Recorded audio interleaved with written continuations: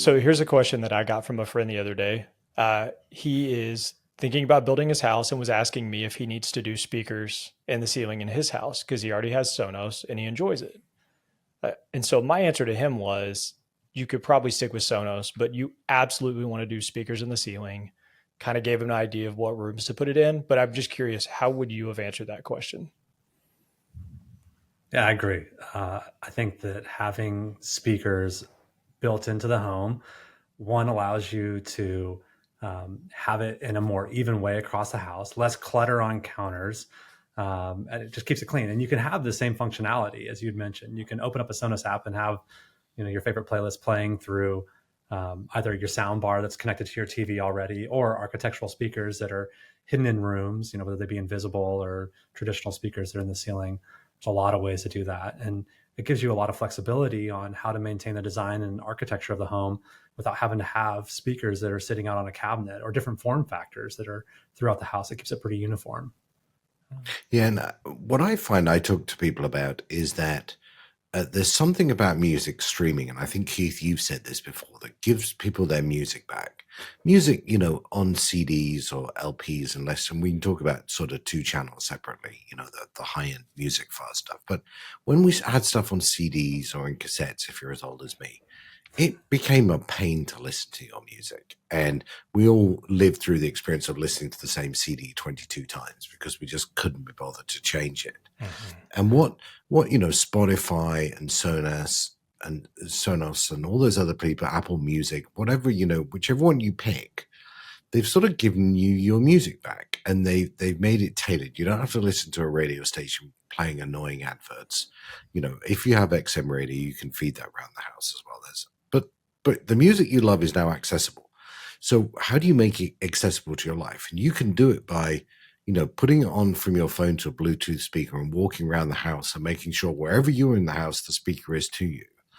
Or rather moving the music to where you are, have the music where you are. Have Mhm. it play in the room and have it play. And I think Kevin said it well. The difference between sound coming out of one speaker, however good, and sound done in a house where there are multiple speakers is dramatic. And we take clients all the time to see this at Sonance and other places. And the emotional feeling of sound, which can be played louder and clearer, but allow people still to have a conversation, is dramatic. And I think if music's important to you and if your music's important to you, there's so much more you can do to make it a great experience for everyone in the house. Yeah, I would actually even argue that even if music isn't currently that important to you, if you make it easy enough to have in your home and it sounds nice enough, you'll probably use it. Like I compare, so one of the things I think Sonos did really well was you had this iPod experience, which was all of a sudden you could have whatever music you wanted and it was with you, but it didn't really sound great. And then the jump to Sonos was, well, we'll put that music in your house, make it even easier to access, and make it sound a lot better. And kudos to Sonos because that was a massive change in the way we listen to music.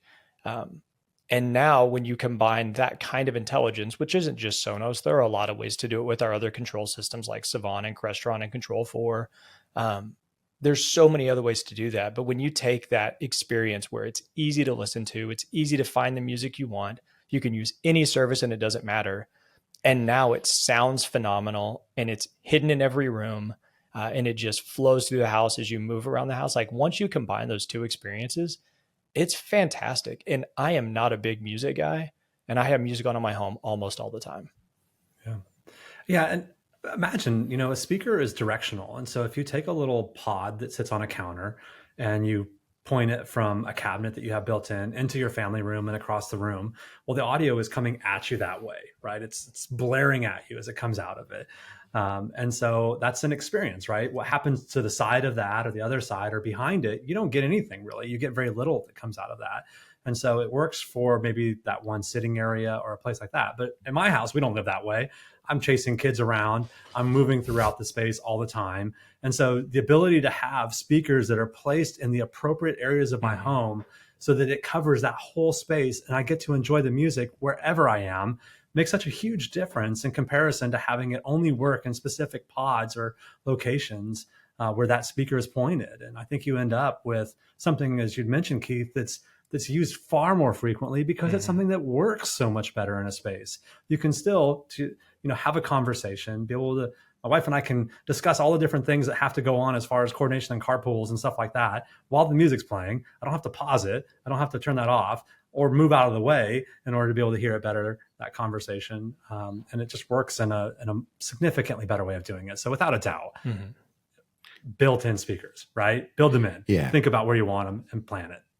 I visited a house we had worked on in Dallas, and it was a big house, 10,000 square foot house. It was a big home, a big garden, and but you could walk from one end of this house down the stairs, through the living area, onto the patio, down to the pool area, and sound was just there, and it had been designed right, and it gave such a comforting feeling, and it's all controllable separately, and you could turn them up and down or whatever it is. But somebody had thought about what was the experience of living in that house, and it was an emotional experience. It's quite hard to explain, but it wasn't jarring. It wasn't disconnected. It made the whole home feel connected. The home and the landscaping feel connected to me.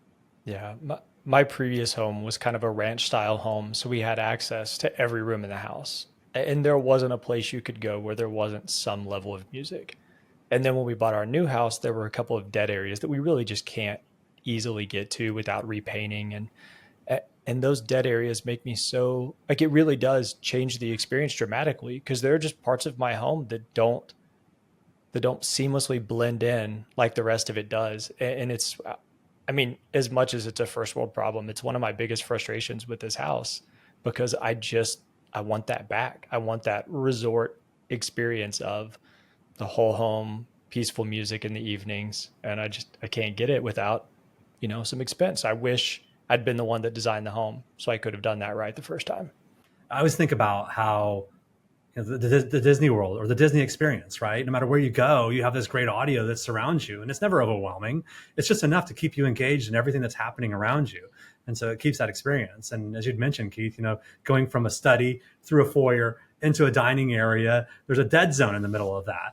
And we want to make sure that we're thinking about those things as we put this together so that we have that seamless flow and that it all comes out right. It's really important to do.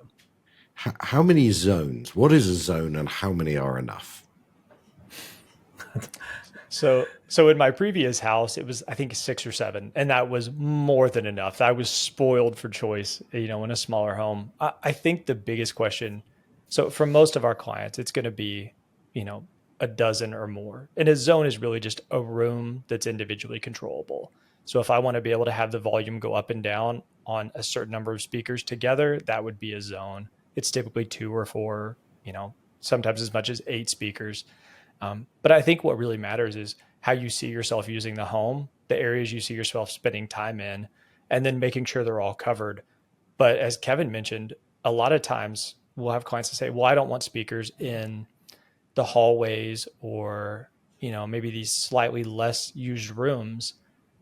But what you find is as you're moving around the house, you are going from kind of space to space to space, which has music. And then when you're cleaning in those spaces or organizing something or chasing the kids around, which is a pretty common problem in our house, you just don't get that experience. And it goes from being this like enveloping warmth that the music provides to just kind of a splotchy experience. Like, if Disney or if you were staying at a resort and it was only at a couple of chairs, but not when you left your room all the way out there, it is just a different experience. It's hard to explain, but it matters. That's right. And of course, you can turn one speaker up very loud, but then the person next to it is deafened. So that's right. Kevin, when you talk to clients about this, is there an issue? Does this sound expensive to them? I mean, is putting a lot of speakers up and distributing an audio an expensive thing to do? I guess it could be. Expensive is kind of a relative term. I would say the beauty of it is you want to plan and do it right. And so having the right speakers in the right area is important. And then it's a matter of choosing what you want to put in those spaces. And speakers can run anywhere from $350 a pair to $20,000 a pair or even more, right? Way beyond that. And so I guess in some instances, at some level, it will become expensive, but there's a balance that goes along with that. And I've always told people that you'll never make a decision based off of what that price is.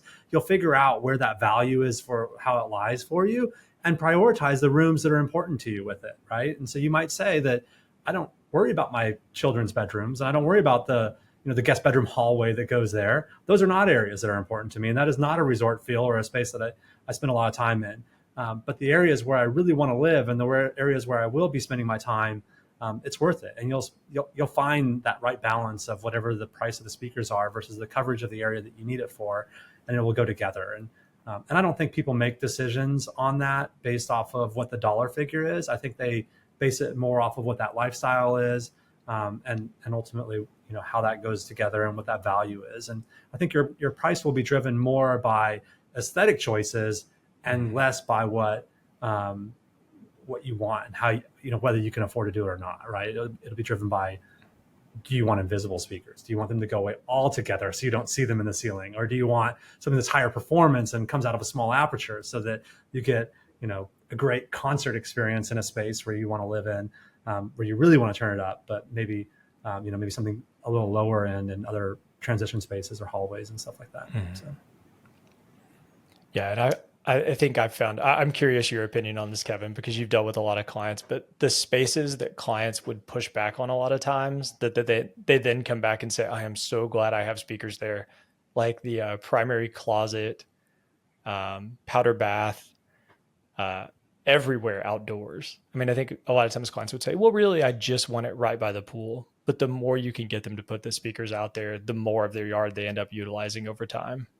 Which ones have you found surprised you that clients just end up loving? Yeah, actually, you mentioned it, powder bath. I think powder baths are awesome for having audio in them. And one, it creates a sense of privacy for people who are in the powder bath. Secondly, it keeps everything that's happening inside the house. It kind of keeps that area conjoined to it and makes that kind of feel connected. And so I think that's a really important part of it. Areas, I think having zones of speakers that go outside do allow different areas. If you have a fire pit in one space and maybe the pool's over here and a covered space on this side and maybe a grill over here, and the ability to have music on where you want to have it and not have to turn it up too loud to where you can't hear it somewhere else or you can't have a conversation in that space makes a huge difference for you. And I think that I'm constantly surprised by how much audio goes outside and the feedback that we get that says, I'm so glad I did that. It was so worth adding the additional speakers that I needed to cover that space versus not. And so I'm amazed at how many pickleball courts are going in right now. Like, what a craze, right? It's unbelievable. Yeah, we could do a program just on pickleball and why it's popular. And yeah, but we're putting speakers sources out there all around pickleball courts right now, and people just tell me how much they love it. So, what about sources? Does everybody have to listen to the same thing? No, that is one thing that's changed, is that everybody gets their own thing at their own volume level, or you can have it play all the same thing at the appropriate volume levels in each space.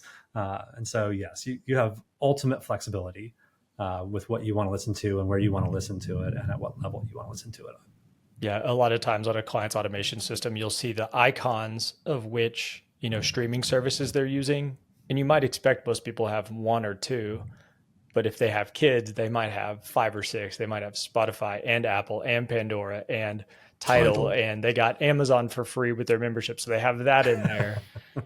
And yeah, we're spoiled for choice right now. So just last thing, talking about the Amazon, I know there are people who like to hail their children through the A device. I won't use the word in case we say everybody's home's going nuts, or the S device. Your distributed audio more and more is able to do some of that for you and allow you to talk to other zones and other rooms, isn't it? Certainly. That's right. Yeah. Actually, one of the byproducts of having speakers throughout the house is that it can then also act as an intercom for you. And so you're able to page from, say, hey, it's dinner time, come on down. If you can get your kids to pick up their heads from an iPad or whatever they're doing nowadays. Just turn up the volume. That's right. Yeah. Make it to where they can't not answer.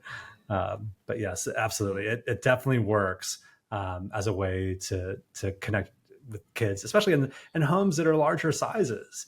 The ability to be able to reach the far-reaching rooms and secondary spaces where You may have like a space for teenagers, or like in my family, I have twins are 12 and I have an 18-month-old, and I have two distinct different places there because the 18-month-old and the twins, they love each other, but they don't get along and they don't play the same things. And so they need different spaces. And so, having the ability to be able to connect with people in different areas is really important. It makes it a lot Whereas easier. it would have been in my family, the dinners and the dog, you have 5 minutes. That's right. Yeah.